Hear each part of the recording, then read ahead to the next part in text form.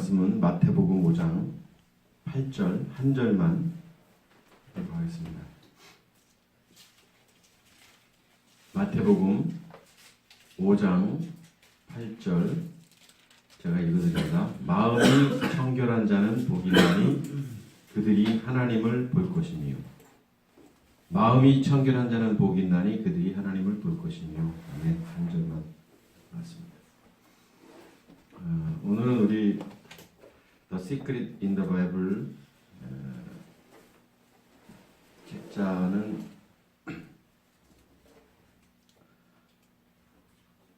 90쪽이네요. 90쪽 육체와 육신의 비밀 부분이고요. 오늘 굉장히 중요한 본문입니다. 그리고 우리 교회에 삶과 신앙이 일치되어야 된다 늘 말하고 있는데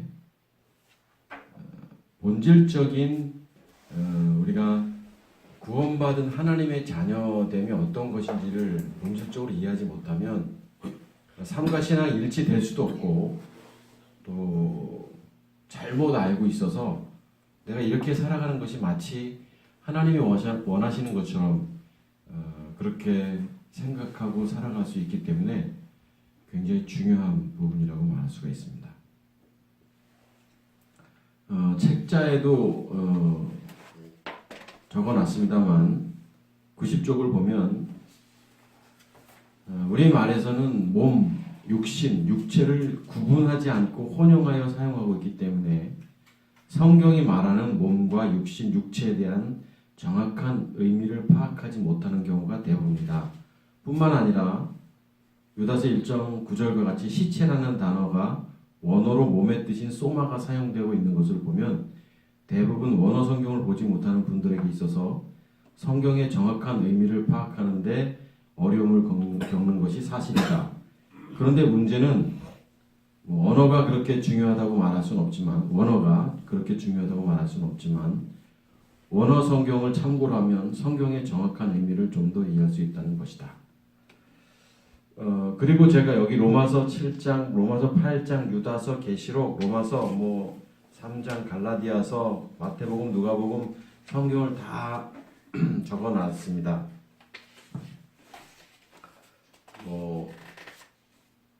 92쪽까지 이렇게 성경 구절을 다 적어놓고 우리말에 표현되어 있는 단어 예를 들면 로마서 7장 24절에 사망의 몸에서 할 때 소마로 사용되어 있고 또 계시록 18장 13절에 수레와 종들과 할 때도 종이 소마로 사용되어 있고 또 갈라디아서 2장 20절 우리가 잘 알고 있는 말씀이지만 내가 그리스도와 함께 십자가에 못 박혔나니 하면서 뒤에 내가 육체 가운데 사는 것은 이것이 사르크스로 사용되어 있고 또 갈라디아서 3장 3절에도 너희가 이같이 어리석으냐 성령으로 시작하였다가 이제는 육체 이렇게 되어 있습니다. 사르크스로 마치겠느냐 다 볼 수는 없습니다만 우리말로는 구분을 하고 있지 않습니다. 몸이라는 단어, 육체라는 단어, 육신이라는 단어를. 그런데 성경에서 몇 가지 예시만 좀 적어드렸습니다만 몸, 육체, 육신의 의미가 다르게 사용되고 있다는 것입니다. 그러니까 다시 말하면 우리말로는 몸, 육체, 육신이 혼용된 거예요. 어디에서는 육체로 사용됐고 어디에서는 육신으로 되어 있는데 그런데 원문 성경을 보면 원어 성경을 보면 단어가 다른 거예요. 예를 들면 여기에도 육체, 여기에도 육체인데 원어 성경에 여기에는 소마, 여기에는 사르크스 이렇게 돼 있다라는 거예요. 그러면 왜 성경에서 구분을 짓고 있느냐라는 거죠. 육체와 육신을 왜 구분을 짓고 있느냐, 몸을 왜 구분 짓고 있느냐. 그래서 우리가 첫째 시간에 인간 창조의 비밀을 보면서 그 인간 창조에 대한 것들 여러분 다시 한번 생각해야 됩니다. 그래서 인간이 어떻게 창조되었는지 하나님이 우리 안에 이제 그리스도 영이신 그리스도가 우리 안에 내주하시는데 그러면 내주하셔서 뭐 하시는 건지 어디에 계시는 건지 이런 것들을 성경에서는 어떻게 표현하고 있는 건지 예를 들면 제가 권 집사님 당신 안에 그리스도 계시냐고 예, 계시죠? 어디 계시냐고 물어보면 뭐라고 대답할 거냐라고요. 세상 사람들은 사단의 자녀라고 우리가 말하는데 사단이 어디를 지배하느냐고요. 어디 있느냐고요. 우리 몸속에 뭐 심장에서 지배하는 건가요? 이런 표현들이 성경은 정확하게 구분을 하고 있지만 우리는 이런 것들을 잘 알지 못하기 때문에 내가 진정한 하나님의 자녀인지, 자녀라면 내 삶이 자녀답게 살아갈 수밖에 없다라는 것을 인지할 수밖에 없다라는 것을 우리는 깨달아야 된다는 것입니다. 오늘 우리가 읽었던 본문도 마찬가지예요. 본문을 보면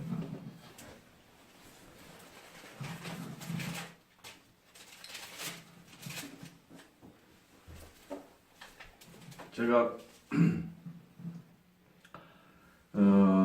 원문 성경을 아침에 한번 적어봤어요. 마음이 청결한 자가 복이 있다. 마음이 청결한 자. 지금 이 산상수훈 가운데 심령이 가난한 자가 복이 있고 애통하는 자가 복이 있고 다 이 팔복 혹은 구복이라고 말하고 있는 이 복에 대한 이야기를 하고 있는데 8절의 의미가 이렇게 오늘 아침에처럼 제게 다가온 적이 별로 없었어요. 저는 1절부터 마지막 여기 13, 12절까지 굉장히 다 중요시 여겼고 우리가 이 팔복을 강의도 했습니다만 오늘은 특별히 아침에 이 마음이 청결한 자가 복이 있다라는 의미가 오늘 이 육체와 육신을 우리가 같이 나눌 것을 생각하면서 보니까 더더욱 의미가 있었던 거예요. 원문에는 그렇게 돼 있었어요. 마카리오스. 이게 뭐 복. 뭐 이런 뜻입니다. 복. 우리가 아는 복. 복이 있다. 마카리오스. 호. 카사로스. 깨끗한. 테카르디아 이렇게 되어 있습니다. 마카리오스 호 카사로스 테카르디아. 직역을 해보면 복 있다. 호 카사리오스. 카사로스. 정결하게 하다. 깨끗하게 하다. 뭐 영어로는 클린이라고 말할 수 있겠죠. 테 정관사고 카르디아. 감각, 중심부, 뭔가를 결정하는 자리. 그러면 어떤 자가 복이 있는 거냐면 무언가를 결정하는 자리가 깨끗한 무언가를 결정하는 자리가 깨끗한 자가 복이 있다 이렇게 된 겁니다. 그런데 여기 카르디아라는 단어가 나오죠. 카르디아.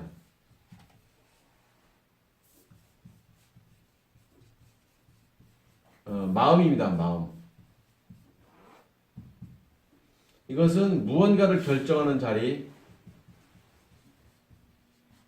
라는 뜻입니다. 뭐 중심부 뭐 이런 뜻이에요. 카르디아라는 게 우리말에는 하트로 번역을 하고 있습니다. 그러면 우리가 마음이 어디죠? 이렇게 물어보면 마음이 어디냐고 물어보면 그래서 대부분의 사람들은 잠깐 생각하다가 우리의 심장, 하트로 생각할 수 있습니다. 그런데 이 유대인들은 마음을 이야기할 때 그들은 심장이라고 생각하지 않는 거예요. 뭔가 결정하는 자리. 어딜까요? 뇌예요, 뇌. 뭔가를 결정하고 생각하고 판단하는 그 자리. 그게 뇌라는 거예요. 그래서 이 뇌가 우리 뭔가를 생각하고 결정하는 그 중심부에 있는 뭔가가 클린, 뭐 여기 지금 카사로스, 깨끗한 카사로스 이렇게 씁니다. 카사로스. 깨끗한 자가 어떻다고요? 마카리오스, 복이 있다. 하나님을 볼 것이다. 그 뒤에는 이렇게 돼 있죠. 복이 있으니 그들이 하나님을 볼 것이요. 그러니까 하나님을 볼 수 있는 자가 어떤 자냐면 마음이 깨끗한 자가 하나님을 볼 수 있다라는 거예요. 그런데 마음이 깨끗하지 아니하면 우리는 하나님을 볼 수 없다라는 거죠. 그래서 마음은 굉장히 중요한 거고 마음은 깨끗해야 되는 거예요. 그런데 깨끗한 게 인간이 깨끗할 수가 있을까요? 인간은 깨끗할 수 없는 거예요. 왜냐하면 우리가 인간에 대해서도 첫째 시간에 봤습니다만 인간 자체가 타락한 이후에 본질 자체가 악해져 있습니다. 사단의 지배를 받습니다. 마음의 중심부에 누가 있냐면 사단이 있는 거예요. 그러다 보니까 마음이 청결한 자가 복이 있다, 하나님을 볼 것이다 라고 말했는데 마음이 어떻게 해야 청결한 것이고 어떻게 하나님을 볼 것이냐? 그러면 하나님을 볼 수 있는 자는 마음이 청결한 자인데 인간 자체가 사단의 지배를 받고 있기 때문에 하나님을 보지 못하는 것이 정상이라는 겁니다. 그래서 세상 사람들은 마음이 깨끗하지 않은 거고 하나님을 볼 수도 없다라는 겁니다. 죄송합니다만 열심히 신앙생활하고 열심히 충성하고 헌신 봉사하는 율법 안에 살던 우리들의 과거도 깨끗한 게 아니었었어요. 우리가 열심히 기도 생활하고 충성을 했습니다. 예배란 예배를 다 드리고 물질로 헌신하고 시간으로 헌신했던 우리의 삶의 모습 속에서도 깨끗하지 않은 거예요. 그러니까 그때 당시에 율법적으로 나름대로 최선을 다했던 신앙적 모습들이 하나님을 보지 못한 상태 속에서 했다라는 거예요. 그러니까 얼마나 이게 참 안타까운 겁니까? 과거에 우리가 율법 안에서의 삶.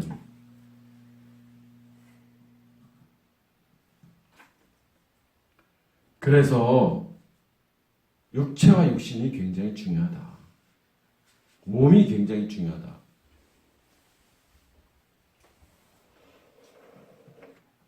예를 드리고 또 유튜브를 통해서 오늘 이 말씀을 보는 분들, 보시는 분들, 우리의 심령이 정말 깨끗한가? 내 마음이 비어있는가? 비어있지 않으면 하나님을 볼 수도 없다. 그러니까 하나님을 볼 수 없다는 건 뭐냐면 하나님의 자녀가 아니라는 겁니다. 우리가 하나님을 볼 수는 없어도 하나님이 우리를 보시거든요. 우리가 지난 한 주간 동안 우리는 열심히 최선을 다해서 삶의 영역 속에서 열심히 살았습니다. 열심히 땀 흘리고 수고했어요. 각자의 현실 속에서. 그런데 그 현실 속에서 우리는 느끼지 못해도 하나님의 자녀된 우리를 하나님은 독수리의 눈동자처럼 졸지도 주무시지도 아니하시고 24시간 동안, 하루에 24시간 동안 단 1초도 다른데 시선을 두지 아니하시고 우리를 보고 계셨던 하나님이시잖아요. 왜요? 우리의 마음이 깨끗하기 때문에. 카사로스, 카르디아, 테카르디아. 그러니까 우리가 어떤 존재인지 인식 자체를 못하고 사니까 우리가 불안하고 우리가 흔들리고 그러는 거예요. 성경은 우리에게 말하고 있죠. 하나님이 어떤 분이신지를.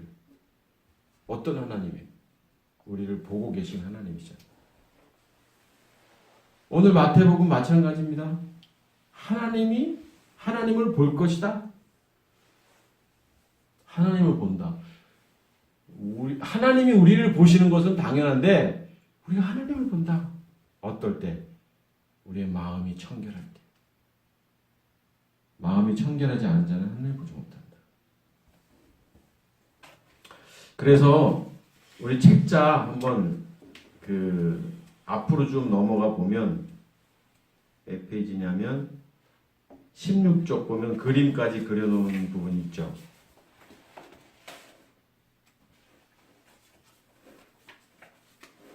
인간의 비밀에 대해서 인간이 어떻게 지음 받았는지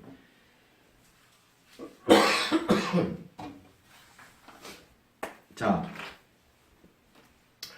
우리 창세기 말씀을 보면 하나님의 형상 따라 인간이 지음을 받죠. 그래서 인간을 만드실 때 하나님이 우리의 형상을 따라, 첼렘이라는 단어라고 그랬습니다. 하나님의 속성입니다. 이것을 우리는 그리스도라고 표현을 해야 할까요? 영적인 그 하나님의 속성, 하나님의 형상을 따라 우리가 지음받게 됩니다. 자, 이게 인간입니다. 그래서 자, 인간, 하나님의 형상을 따라서, 이 하나님의 속성을 따라서 인간을 짓자라고 하나님 말씀하시면서 그 재료를 땅의 흙입니다. 땅의 흙, 아파르, 먼지라는 겁니다. 땅의 먼지를 가지고 인간을 만듭니다. 이 재료가 뭐냐면 땅의 흙입니다. 재료는. 근데 땅은 창세기 1장 2절 보면 혼돈되고 공허했다고 돼 있어요. 다시 말하면 그때 이 땅의 흙이 깨끗하지 않은 상태였습니다. 그래서 이것 때문에 왜 그러면 하나님은 그냥 말씀으로만 인간을 만드실 수 있는데 굳이 이것을 땅의 흙을 재료로 해서 인간을 만드셨죠? 이런 질문도 우리 하고 받고 그랬었어요. 자, 어찌됐든 땅의 흙을 가지고 인간을 만들었는데 성경을 보면 하나님의 형상 따라 이 아파르 흙을 가지고 인간을 만들었고 그 코에 이제 여기 코에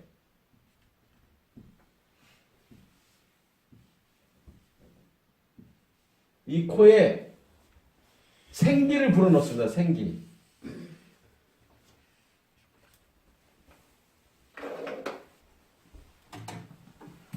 자, 생기가 들어갑니다. 생기. 자, 굉장히 중요한 거예요. 육체와 육신을 이해하기 위해서 인간이 어떻게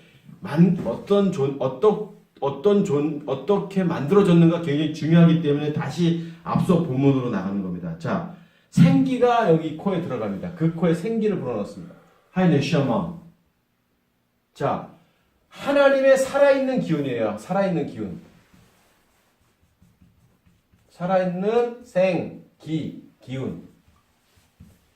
살아있는 하나님의 기운이에요. 이게 뭘까요?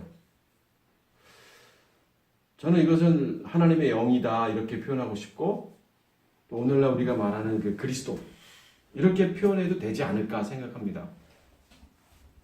자, 살아있는 하나님의 기운이 그 코에 들어갔는데 어디에 들어가냐 이거죠. 어디에? 코로 들어갔어요. 어디에 들어가는 거냐? 심장에? 뭔가를 결정하는 자리, 이 뇌에 들어가는 뇌. 그러니까 마음에 들어가는 거예요. 마음. 생기가 어디에 들어가냐면 마음에 들어가는 거예요. 헬라어로는 카르디아. 히브리어는 바사르. 네. 마음이 바사르가 아닌데 단어가 갑자기 생각이 안 나네. 자, 마음에 들어갔어요. 제가 책에도 적어놓은 것 같은데. 자, 바사르는 육체라는 단어인데 갑자기 제가 생각이 안 나요. 자, 마음에 하나님의 기운이 들어갑니다. 레부. 이제 생각나네요. 네. 마음에 하나님의 기운이 들어가요. 레부. 그러면 뭔가 결정하는 이 자리에 하나님의 기운이 들어가는 게 이게 인간이라는 거예요. 그래서 이 인간이 이제 어떤 존재가 되냐면 살아있는 생혼이 되는 겁니다. 리딩 소리하고 영어에 번역되어 있고 생혼이 되는 거예요. 생혼. 하이 네페시. 하이 네샤마. 하나님의 기운이 들어가서 하이 네페시. 살아있는 혼적인 존재가 되는 거예요. 그러니까 우리는 영적인 존재가 아닌 거예요. 혼적인 존재예요, 인간은. 자, 다시 말하면, 자, 인간을 한번 잘 보십시다. 여기에서 몸과 육체와 육신을 우리가 이해해야 된다는 거예요. 자, 하나님이 땅의 흙을 가지고 이렇게 막 구조를 만들었고, 그 다음에 그 코에다가 하나님의 기운이 들어가서 그 마음에 이렇게 딱 자리 잡고 계시는 겁니다. 그래서 그 인간이 살아있는 혼적인 존재, 뭔가를 생각하고, 뭔가를 판단하고, 뭔가를 느끼는 그런 혼적인 존재가 되는 거예요. 영적인 존재가 아닌 거예요, 인간은. 주님만이 영적인 존재고 우리의 이 몸이 썩어서 이제 땅에 묻히게 되고 그때 주님 앞에 갔을 때 우리는 영적인 존재가 되지만 최초에 만들어진 인간은 혼적인 존재인 거예요. 혼적인 존재. 그러면 여기에 몸도 나와야 되고 육체도 나와야 되고 육신도 나와야 되는 겁니다. 여기서 이 인간의 몸에서. 그래서 성경을 자세히 보면 성경에서 몸에 대한 이야기하고 육신에 대한 이야기하고 로마서 7장 8장 보면은 바울사도가 막 괴로워하고 힘들어서 이 사망의 몸에서 어찌할 것인가 뭐 이런 표현들 하고 있고 뭐 육신으로는 뭐 이런 표현들 쓰고 있을 때 그 몸, 육체, 육신 여기 얻은 걸 말하는 거냐 그죠? 인간이면. 자, 이 인간이 누구냐면 오늘날 여러분들이라고 생각해 보십시오. 집사님들이라고 저라고 한번 생각해 보자고요. 그러면 몸은 뭐고 육체는 뭐고 육신이 뭐냐라는 거죠. 자, 최초의 인간은 이렇습니다. 아담은. 그래서 하나님의 기운이 들어가서 이런 존재가 돼서 몸도 있고 육체도 있고 육신도 있는 거예요. 그런데 이제 타락함으로 말미암아 이 마음에 하나님의 기운이 들어가서 하나님의 영적인 하나님의 살아있는 기운이 들어가 있는데 이제 이 하나님의 기운이 떠나잖아요. 떠나. 그래서 우리는 죽게 된 겁니다. 죽음. 하나님의 기운이 없는 사람들이 죽은 자라는 거예요. 하나님의 기운이 있는 사람들이 살아있는 사람인 거예요. 그리스도인은 살아있는 거예요. 그리스도인이 아닌 사람들은 죽어있는 자인 거예요. 죽어있는데 움직이는 거예요. 좀비처럼. 그러면 자, 우린 죽게 됩니다. 그리고 이 자리에 뇌에 누가 들어오냐면 사탄이 들어옵니다. 사탄. 하나님의 기운이 들어갔는데 타락함으로 말미암아 하나님의 기운이 떠나가고 그래서 하나님의 기운이 떠난 걸 죽음이라고 표현하는 거예요. 그래서 너는 반드시 죽을 것이다. 성경이 그렇게 말했잖아요. 반드시. 동산 나무에 있는 이 선악을 알게 하는 나무를 먹으면 넌 반드시 죽는다. 근데 안 죽었잖아요. 우리가 인간적인 죽음, 생물학적 죽음은 안 죽었단 말이에요. 그런데 하나님은 반드시 죽는다라고 말씀했는데 인간들은 지금 현재 우리는 생물학적 죽음으로 이해하니까 이거 죽지 않았는데 왜 죽었다고 말하지라고 할 수 있잖아요.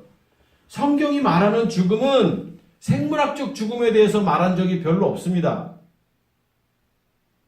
나사로가 죽은 걸 죽었잖아요. 썩은 냄새가 날 정도로 죽었습니다. 그런데 예수님은 뭐라고 그랬어요? 잔다.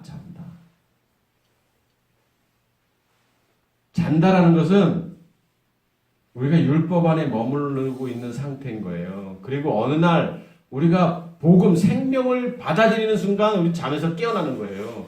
그래서 죽음, 잠 이런 것들이 영적으로 봐야 되는데 성경을 영적인 하나님의 그 말씀으로 봐야 되는데 인간적, 이성적으로 성경을 보니까 성경이 잘 이해가 안 되고 해석이 안 되는 거예요.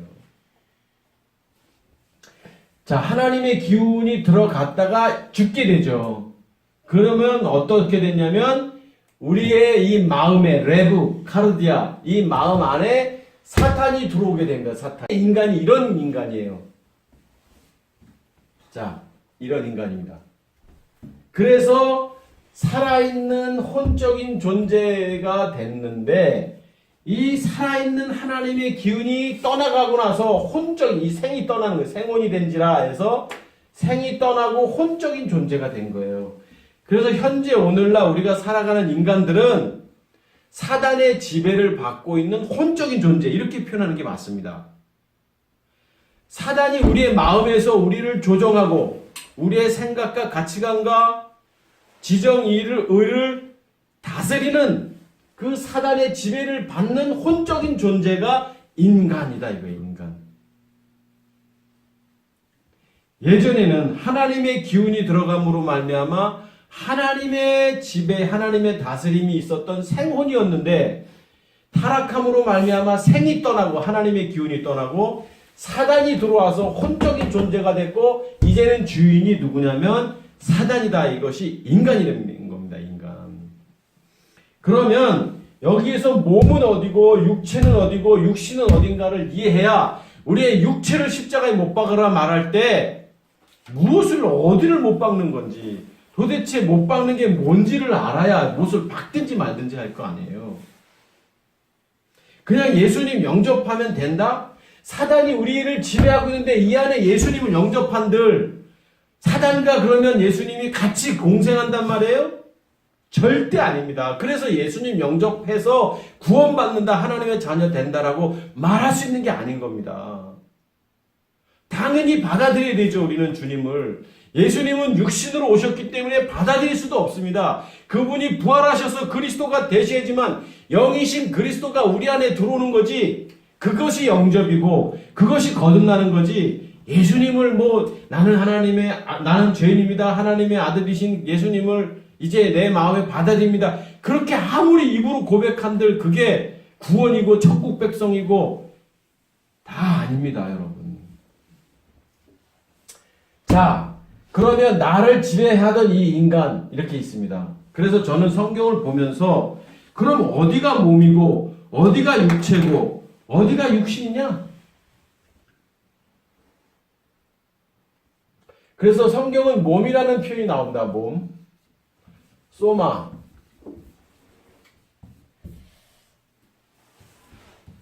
아사르. 자, 히브리어는. 자, 몸이라는 단어는 이 전체를 말하는 겁니다. 전체. 큰 의미에서 몸.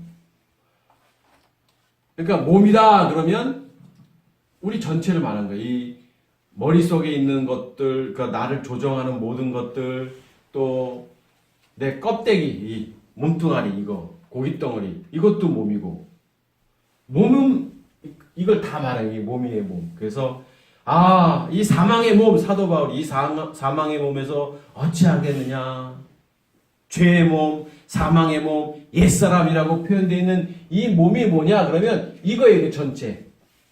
흙에 이 재료된 이것도 몸이고, 여기 뭔가를 지배하는 생각하는 이것도 몸인 거예요. 몸. 그래서 몸은 큰 의미입니다. 몸.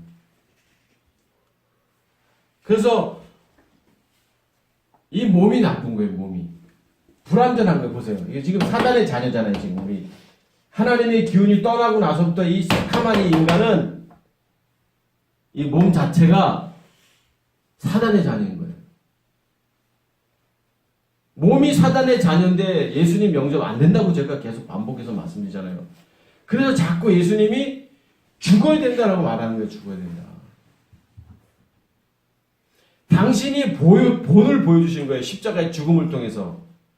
죄가 없으신 그분이 그냥 샘플로 이렇게 표본으로 돌아가신 거예요. 그래서 그분이 그리스도가 되시는 거예요. 영으로. 다시 부활하셨잖아요. 그런 것처럼 우리 이 몸이 죽어야 돼요. 십자가에서. 이 십자가에서. 몸이. 그런데 좀 더 구체적으로 표현하면 누가 죽어야 되냐면 처음에 우리를 지배하고 있던 우리 안에 계셨던 그 하나님의 기운이 죽음으로 말미암아 떠나고 사단이 들어왔기 때문에 이 카르디아 마음 안에 있는, 레브 마음 안에 있는 이 사단이 죽어야 되는 거예요. 사단이 죽어야 다시 이 안에 그리스도가 들어오는 거예요. 원래 우리 안에 영이신 그분이 계셨는데 그분이 타락함으로 말미암아, 인간이 타락함으로 말미암아 그분이 떠나게 됐고, 사단이 이제 종신토록 너는 흙을 먹고 살리라 해서 인간을 지배함으로써 우리의 마음 안에서 사단이 계속 우리를 다스리고 지배하고 있었어요. 무엇을 가지고 사단이 우리를 다스렸나요? 우리의 바로 지정의를 가지고, 이걸 혼이라고도 표현하는 거예요. 혼. 그래서 살아있는 혼, 생혼이었다가 생이 떠나고 혼적인 존재. 사단은 우리의 혼을 건드리고 혼을 다스렸던 거예요. 그래서 우리가 죽어야 된다 그러면 구체적으로 뭐가 죽어야 되냐면 이 사단이 죽어야 되는 거고, 우리를 다스렸던 이 지정의가 죽어야 되는 거예요. 사단의 지배를 받던 지정의가 죽어야 되는 거예요. 사단의 지배를 받던. 그래서 성경이 말하는 몸은 전체를 말하고 이 몸 안에 또 육체라는 게 있습니다. 육체. 육체, 바디로 표현되어 있는 육체는 뭐냐? 육체를 십자가에 못 박으라고 되는 거예요. 육체. 그 육체가 뭐냐면 바로 요겁니다. 이거. 이게 육체입니다. 나를 지배하고 있던 내 생각, 가치관, 자아. 이 사단이 지배하고 있던 이거. 그래서 이 육체는 반드시 십자가에 못 박아서 없어져야 되는 겁니다. 육체를 십자가에 못 박지 않으면, 이 사단을 떠나보내지 아니하면 하나님의 자녀가 될 수 없습니다. 그곳에서 선한 것이 나올 수가 없습니다. 거룩하지 않습니다. 그곳에서 아무리 충성을 하고 헌신을 해도 선하지가 않습니다. 육체로부터 나오는 것들. 그래서 십자가에 무엇을 못 박아야 되느냐? 구체적으로 말하면 이 육체를 못 박아야 돼요. 이 몸은 그대로 있는 거예요. 몸뚱아리는. 왜요? 움직이잖아요. 이렇게 이게. 이건 못 박을 수가 없어요. 죽을 수는 없잖아요. 이렇게 십자가에서 이것까지. 그래서 죽는 게 아니고 잠자는 거라고 주님이 말씀하신 거예요. 다. 그래서 이거는 못 박지 못해요. 그래서 이걸 뭐라고 표현하냐면 이걸 육신으로 표현하는 거예요. 육신. 사르크스.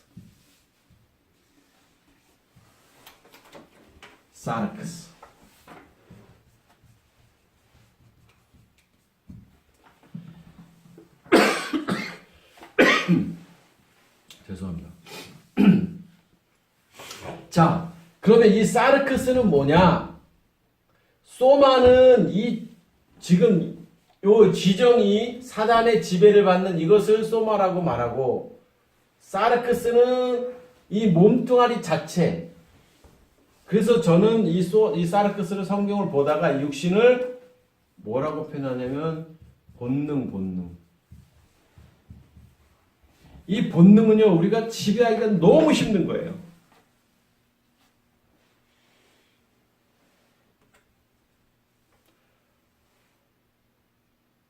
배가 고파요. 하루 이틀 굶고 3일을 굶고 그러면 죽을 것 같아요. 이게 본능이죠. 잠, 본능이에요. 자야 되는 거예요. 잠. 안 자면 안 되는 거예요. 그런데 이 본능도 몸에 들어가 있어요. 몸에. 이 몸은 육신도 들어가 있고, 육체도 들어가 있고, 육신도 들어가 있는 거예요. 그 본능도 십자가에 못 박아야 되는 거예요. 본능대로 살면 안 되는 거예요, 인간은. 그래서 내가 죽었다라는 표현을 사도 바울이 하는데, 사도 바울이 죽었다라고 표현했을 때, 내 안에 그리스도가 산다라고 표현했을 때, 그런 것들을 말하는 거예요. 육체도, 육신도. 그런데, 육체는, 이 사단이, 지정이는 못 박아서 단회적으로 완전히 죽을 수가 있어요. 그래야 우리 안에 영이신 그리스도가 들어오니까. 그런데 이 본능은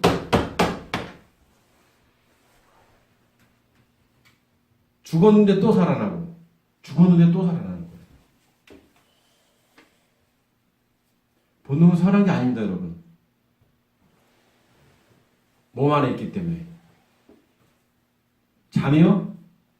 많이 자면 안 되는 거예요. 본능에 지는 거예요. 몸이에요. 육신이에요. 사르크스예요. 하도 건집사가 잠을 많이 자길래 내가 죄다라고 표현한 게 바로 그런 의미예요. 근데 본인은 그걸 모르더라고요. 잠 많이 자는 게 피곤함을 푼다? 해도 정도껏 해야지. 육신이에요, 본능. 그래서 사도 바울이 뭐라고 했냐면, 내 육체는 이 십자가의 죽음을 통해서 내가 다시 태어났어요. 거듭났어요. 그런데 이 몸뚱아리로부터 오는 이 본능은 아직도 있기 때문에 오라 곤고한 사람이로다. 이런 표현을 하고 있는 거예요.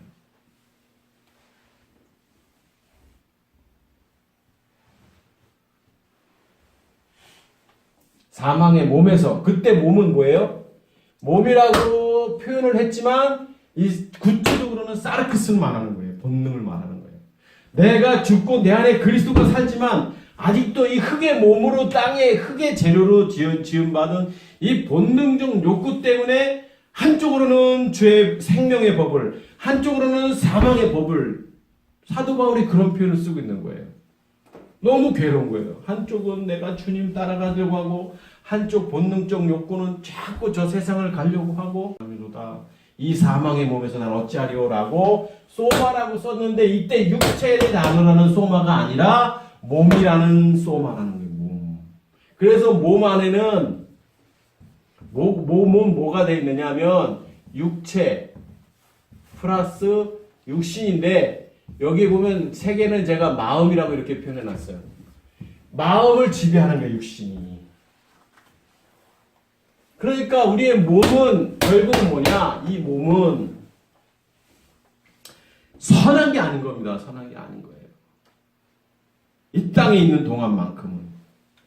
그래서 우리의 마음과 우리의 육체, 그래서 이 육신은 십자가의 못을 박아서 누가 들어왔냐면 내가 죽고 내 안에 그리스도께서 들어오셔서 하나님의 자녀가 됐는데, 육체는 죄송합니다. 육체를 못 박았지. 여기에 마음이 이렇게 자리. 자, 그런데 이 육신은, 이 본능은 아직도 살아있는 거예요. 이 땅에 있는 동안만큼. 이게 힘든 거예요. 그래서 이건 어떻게 되냐면, 날마다 자기 십자가를 져야 되는 거예요. 날마다 자기 십자가. 날마다. 오늘 십자가를 졌다고 해서 내일 또 이 본능이 또 안 살아나느냐? 아닌 거예요. 그래서 육체는 단회적으로 한 번 딱 죽는 거예요. 그런데 이 사르크스는 날마다 십자가를 져야 되는 겁니다. 오늘도 져야 되고, 오늘 이겼다고 해서 내일 여러분 또 살면서 승리할 수 있느냐? 질 수도 있는 거예요. 그러면 우리 그리스도인들은 사단이 이제 떠나갔어요. 그러면 떠나간 사단이 무엇을 건드리느냐? 사르크스, 이 육신을 건드리는 거예요. 육신. 본능적 욕구를 자꾸 건드리는 거예요. 사단이. 그렇기 때문에 이 땅에 있는 동안, 이 땅이 공중권세자분들의 권위 아래 사단이 지배하는 세상이기 때문에, 이 지배하는 세상에서 그리스도인으로서 살아간다는 것은 너무 힘든데, 왜 힘드냐? 사단이 우리의 육신을 계속 건드리는 거예요. 오늘도 건드릴 것이고, 내일도 육신을 건드릴 것이고, 모레도 건드릴 것인 거예요. 목사인 제 자신도 이것 때문에 날마다 십자가를 못 박으면서 싸워야 되는 거예요. 이 육신을 못 박지 아니하면 또 넘어지고 쓰러질 수밖에 없는 거예요. 그런데 몸, 육체, 또 육신, 이런 것들을 구분짓지 아니하고 그냥 우리가 예전에 배웠던 대로, 예전에 들었던 대로 그냥 예수님 영접해서 하나님의 자녀가 됐다? 그래 자꾸 실패한다? 그러면 우리는 회개하고, 교회 가서 회개하고, 하나님 앞에 용서받고, 또 다시 살아가고, 회개하고, 용서함 받고, 뭐 이상한 거예요. 그거 아닌 거예요, 사실은. 그러면 이런 구체적인 성경이 이렇게 말을 하고 있는데, 지금 제 말이 아니라 책자를 보시면 제가 다 여기 표현된 것들을 지금 책을 안 읽었지만 오늘은 성경이 구분을 하고 있고, 성경에서 왜 구분을 지었냐면, 또 사단이 우리를 어디를 건드리는지 성경이 말하고 있냐면, 제대로 알아야지만 우리가 육체를 십자가에 못 박는 게 뭔지, 그러면 이제는 내가 죽고 내 안에 그리스도가 산다는 게 무엇인지, 날마다 십자가를 져야 되는데 뭘 지는 건지 알아야 될 거 아니에요.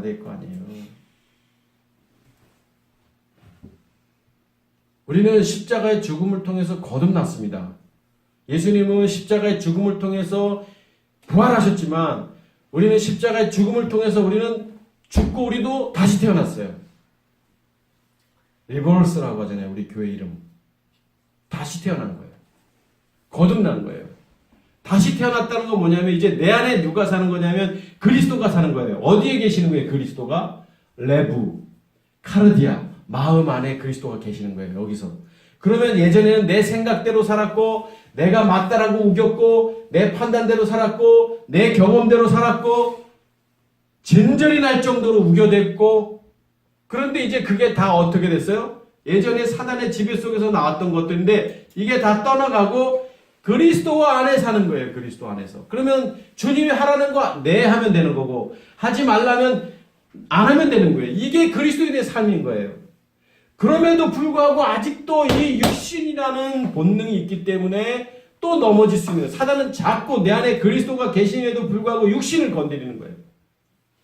그래서 그것 때문에 우리가 기도하는 거고 그것 때문에 우리가 날마다 하나님 앞에 겸손하게 살 수밖에 없고 우리가 거듭났다고 해서 안일하게 폼 잡고 살 그럴 게 아닌 거예요. 언제까지? 우리가 그때 생물학적 죽음이 올 때까지. 그래서 우리는 태어나는 순간 그리스도인들은 태어나는 순간 잠자는 거예요. 그리고 어느 날 그리스도를 만나는 순간 잠에서 깨어나게 되는 거예요. 그리고 이제 어느 날 우리는 생물학적 죽음을 맞이하게 되는 거예요. 그때 영적인 존재가 되는 거예요. 지금은 우리 안에 그리스도가 계셔서 그분과 동행하고 그분의 주권 아래 우리는 순종하고 그러면서 살아가는 존재가 그리스도인인 거예요. 그리스도인. 그러면 율법 안에는 살던 것은 뭐냐? 율법 안에 있을 때도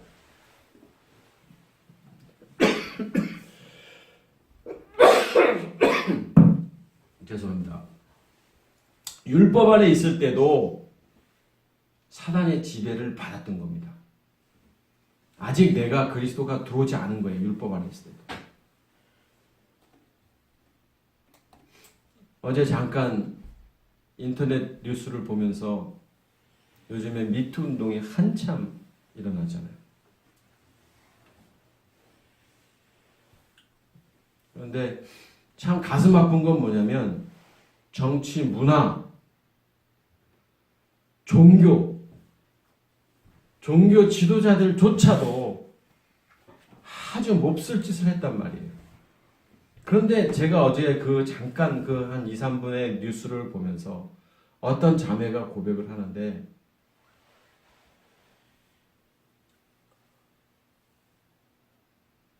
목사님은 아닌데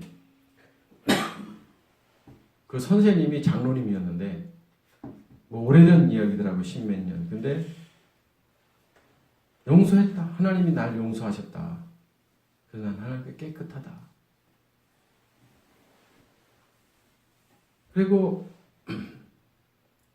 피해자인 그 사람한테 그냥 가벼운 사과 정도 한 것 같아요.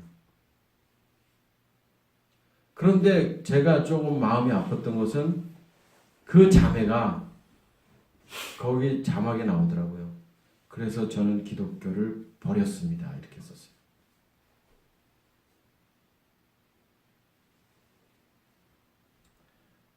세상에 그보다 더한 짓을 우리는 할 수도 있습니다. 미투 아니라 사람을 죽이는 일도 할 수 있어요. 하나님 앞에 용서 받을 수 있어요. 그런데 저는 저의 신앙과는 좀 다른 게 준비된 하나님의 자녀라면 그쪽 길로 갈까? 사람을 죽이고 그런 추악한 행동을 할 수 있을까라는 거죠. 사람을 죽인 사람이 회개하고 교도소에서 돌이켜서 주님을 만났고 심지어 모범수로 나오고 회개하고 목사가 되고 이런 예도 실제 있습니다. 그런데 그 사람들이 정말 육체를 십자가에 못 박아서 하나님의 자녀가 된 것일까? 잘은 모르겠어요. 될 수도 있고 안 될 수도 있으니까. 그러나 율법 안에서 신앙생활을 하잖아요. 엉엉 울기도 하고 회개도 했지만 그런 회개일까? 회개가? 여러분 회개가 뉘우치는 건 줄 아세요? 돌이키는 게 회개인 줄 아세요? 물론 단어적 의미의 회개는 그렇습니다. 그러나 우리 그리스도인들의 회개는 내가 죄된 존재고 사단의 지배를 받았던 존재고 내 마음이 내 지정이가 사단의 권위 안에 있었구나. 그것을 깨닫는 순간 내가 지나온 삶, 내가 살아왔던 잘 살았던 것들, 못 살았던 것들, 남에게 도움을 주고 남을 도와주고 착하게 살았던 것도 다 죄라고 인식되는 것이 회개예요. 내가 잘 살았던 착하게 살고 돈을 모아서 가난한 사람을 도와줬던 것도 그것도 잘못 살은 거구나라고 돌이키는 게 그리스도인들의 회개인 거예요.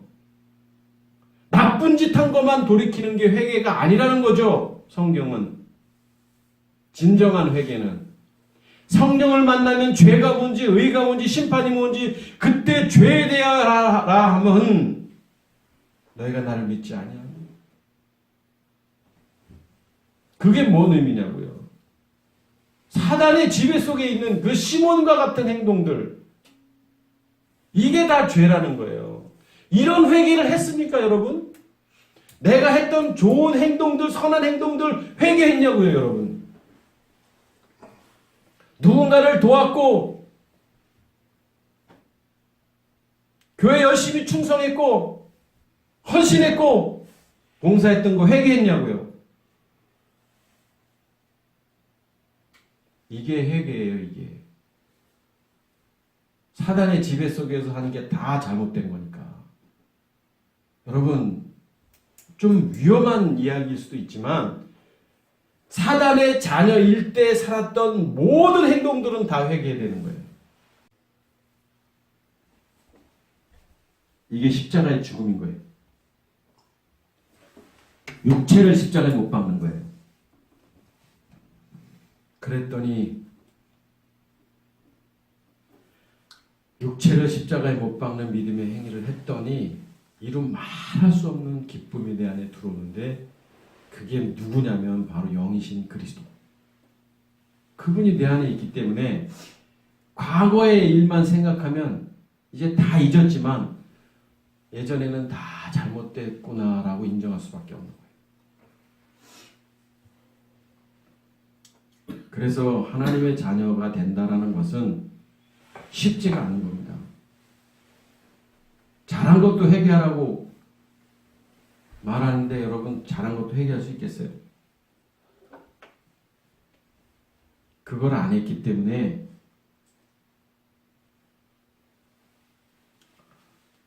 진짜 회개를 안 했기 때문에 주님을 못 만날 수 있는 겁니다.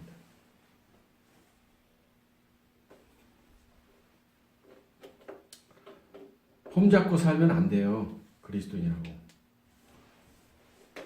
진짜 그리스도인은 내 안에 그리스도가 계시기 때문에 그분이 사는 거라 내 삶이 다를 수밖에 없는 거예요.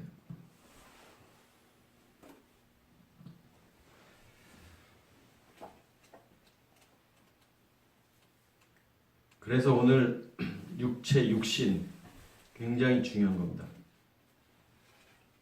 부제로는 자녀의 비밀 이렇게 적어놨네요. 그래서 몸, 육체, 육신 국어사전에서는 어떻게 있고 구약성서에서 육신은 뭐고 육체는 뭐고 책에 다 있습니다. 바사르, 육신은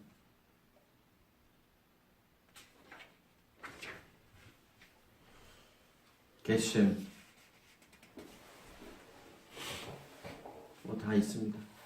제가 원어를 약간씩 좀 써서 오늘 좀 죄송하긴 한데 책자 보면 다 나오니까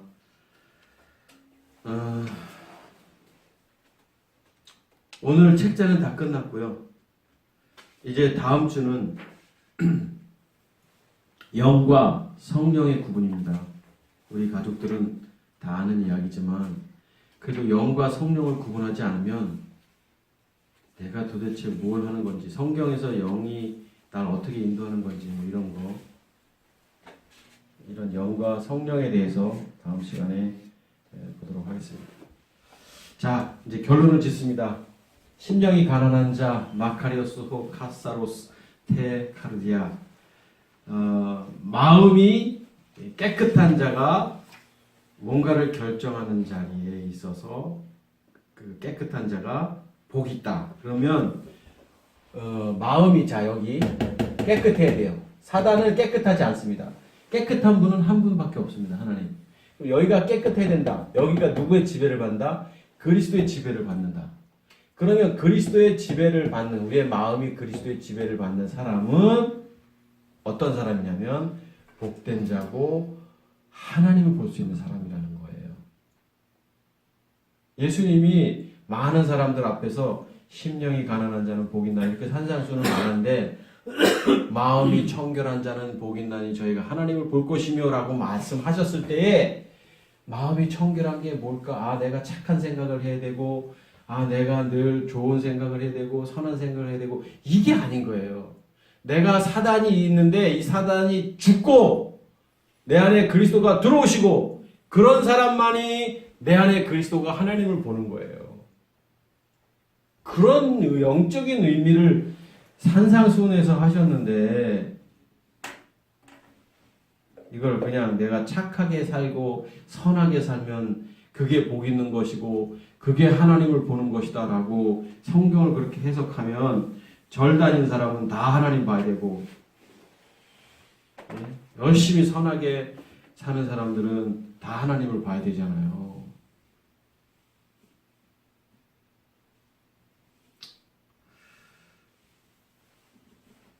심령이 가난한 자가 복이 있고 애통한 자가 복이 있고 온유한 자가 복이 있고 쭉 보다가 오늘 본문 마음 이 8절 보면서 더 은혜가 됐다는 게 바로 그것이었어요. 하나님을 본다. 다른 것들은 다 뭐냐면 천국이 그들 것이고 위로를 받고 땅을 기업으로 배부를 것이고 긍휼이 있는데 8절에 하나님을 보는 것만큼 더 복된 게 어디 있겠어요? 내가 하나님의 자녀가 되는 것만큼 더 복된 게 어디 있겠냐고요. 이 8절의 키포인트 같았어요. 오늘은 특히. 9절도 마찬가지지만 9절의 의미도 마찬가지예요. 화평케 하는 자가 복이 있다. 화평이 뭐예요? 단절됐던 주님과의 관계가 회복되는 게 화평이잖아요. 그게 하나님의 아들의 일컬음을 받을 것이죠. 8절, 9절 같은 의미죠. 마카리오스 호 카사로스 테 카르디아, 내 안에 그리스도가 계실 때 하나님을 본다. 내 안에 그리스도가 계실 때 진정한 복이다. 기도하겠습니다.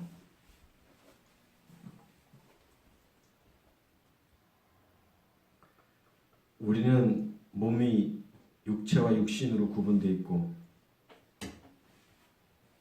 또 육체의 의미와 육신의 의미를 잘 모르고 있었다가 우리가 십자가에 육체를 못 박아야 된다는 것이 우리를 지배했던 사단이 떠나가야 하는 것이고 내 생각과 가치관, 지정의를 지배했던 사단의 지배가 이제는 주님의 지배를 받는 것이 그리스도인이라는 것을 알게 해주셔서 감사합니다. 내가 그리스도인임에도 불구하고 이 생물학적 죽음이 올 때까지 날마다 육신과 싸워가며 이 본능적 욕구와 싸워가며 살아가는 존재인 것을 깨닫게 해주신 것도 감사합니다.